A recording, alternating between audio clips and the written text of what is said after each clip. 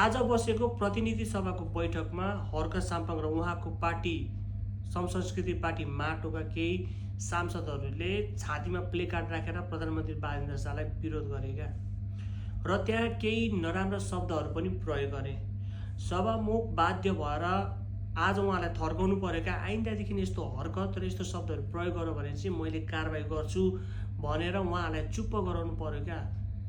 यहाँ यतिसम्मको लेभलमा गिरिसकेका हर्क साम्पाङको पार्टी र हर्क साम्पाङ, म प्रश्न गर्न चाहन्छु, आखिर देशमा त्यस्तो के आपत्ति र विपत्ति आयो कि तपाईँले यतिसम्म खेदो गर्नु पर्यो, आरिस डाहा गर्नु पर्यो क्या।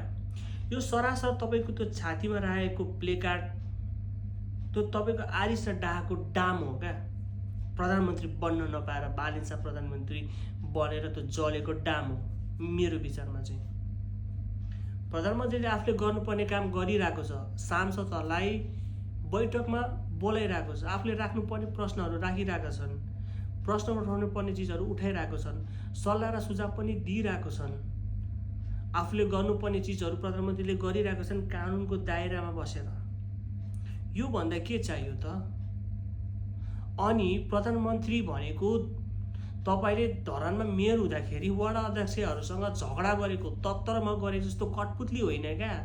प्रधानमन्त्री भनेको तपाईँभन्दा धेरै ठुलो हो, उहाँलाई थाहा छ के गर्नुपर्छ के गर्नु पर्दैन र उहाँले देशलाई प्रेम गर्नुहुन्छ क्या, देशलाई विकास गर्छु भनेर उहाँ जानुभएको।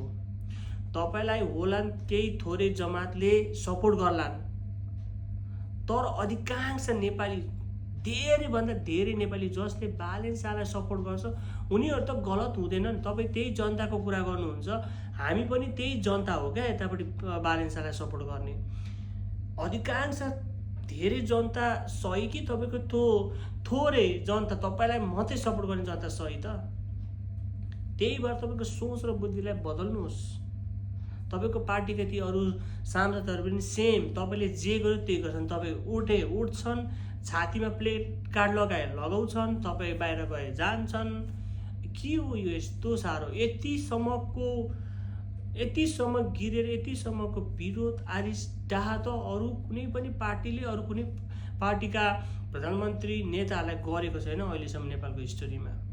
यो चाहिँ अति नै भयो।